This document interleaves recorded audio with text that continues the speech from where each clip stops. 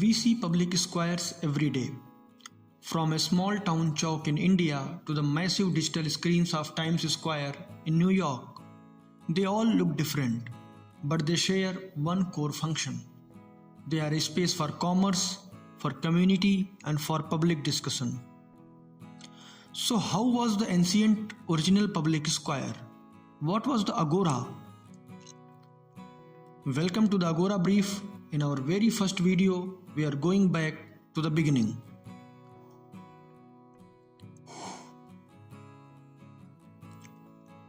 The original public square was born in the ancient Greek city-states. It was called the Agora. The dictionary defines it as a central public space where a market was held, but it was so much more. As you can see in these ruins, the Agora itself was the wide open central space. But what defined this space were the pillared covered walkways that surrounded it. These were called the Stoa. This is where the real action happened. Because the Agora wasn't just one thing, it was the heart and soul of the city, performing four primary functions: business, politics, philosophy, and justice. Politics. It was an absolute center of political life, where citizens gathered to debate critical issues and cast their votes. Philosophy. It was an intellectual battlefield. This is where philosophers like Socrates questioned citizens and challenged authority, speaking truth to power. Business. Merchants would set up stalls in the stoas, sheltered from the sun, while people gathered to discuss business. Justice.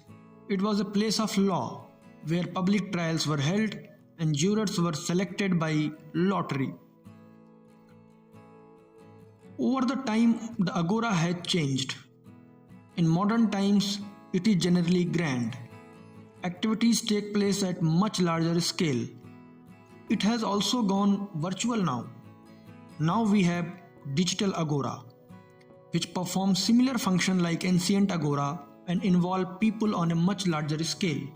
YouTube and all our social media platforms like X, Facebook, Instagram, LinkedIn, and many more, where people engage in debates and discourses. And these can be classified as digital Agora. So why does this ancient dusty square in Athens still matter? Because the functions of the Agora never went away. They just digitized. The Agora wasn't just a physical place, it was a set of social technologies.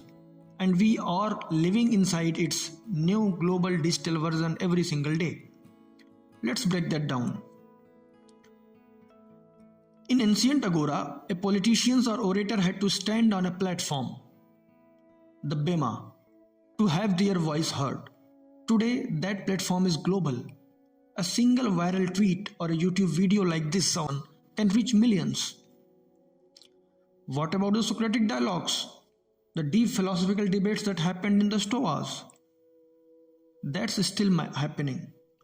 It's the long form podcast, and yes, it's even the chaotic, messy, but undeniably real discourse happening in comment sections. And finally, the Agora had a dark side. The Athenians had a democratic tool called ostracism. Once a year, they could vote to publicly shame and exile any citizen. Not for a crime, but simply for being too powerful. Sound familiar?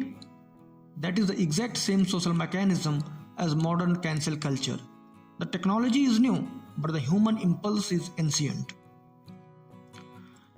The Agora then isn't just a ruin to be visited. It's a living concept, an idea, and a belief that a healthy society requires a free and open space for public discourse. Understanding the original public square, its power, its potential, and its dangers is the first step to understanding the new global digital one we are living in right now. And that is why it still matters. Thank you for joining us in the Agora. The discourse is now open. We would like to hear from you. What's another ancient political concept from any culture that you see playing out in our modern lives? Let us know in the comments and subscribe for our next brief.